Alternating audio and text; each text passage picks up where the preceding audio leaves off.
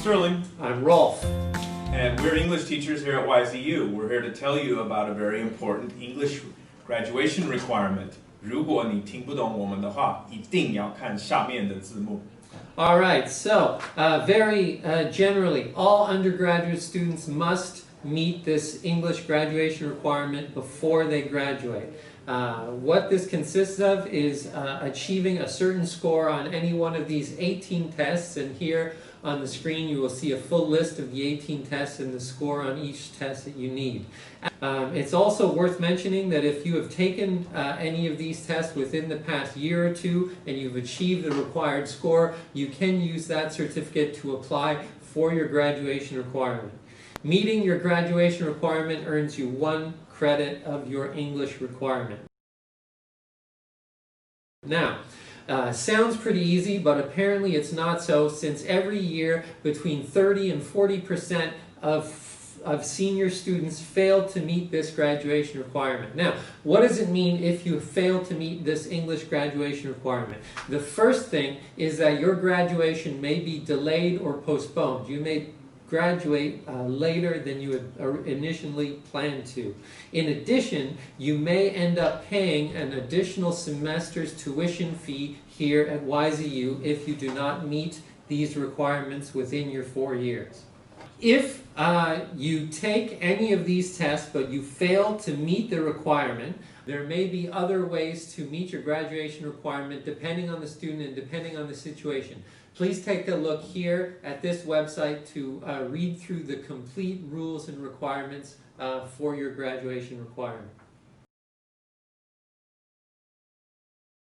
Rolf, it sounds like someone should just finish this in their first or second year. Well, it's funny you mention that, because the next section is all about the advantages of passing this requirement during your freshman year. Now, the first advantage is that you will see that most students actually, the average Taiwanese student actually gets worse in English during their university career. So, the sooner you meet this requirement, the less you will have to worry about your declining English ability. In addition to that, if you finish in your freshman or sophomore year, you can get a cash bonus.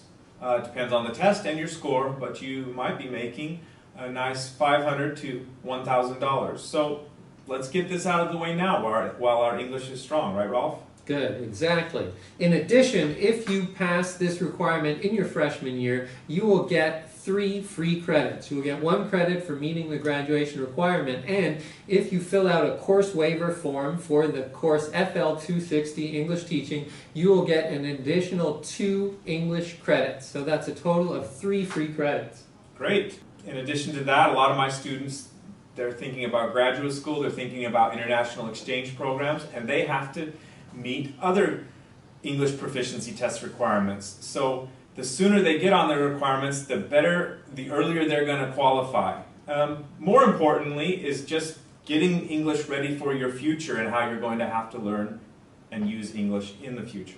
Exactly, Sterling. And I think no matter how much you may dislike tests, these tests do serve as an objective benchmark of your English ability. The advantage of reaching the advanced level is that you will have an 80% retention rate, which means even after you have stopped studying, you will only forget maybe 20% of what you've learned, compared to the average student in Taiwan who begins and ends university at the intermediate level, where the retention rate is only 50%, meaning they will lose up to 50% of the language that they've acquired so far.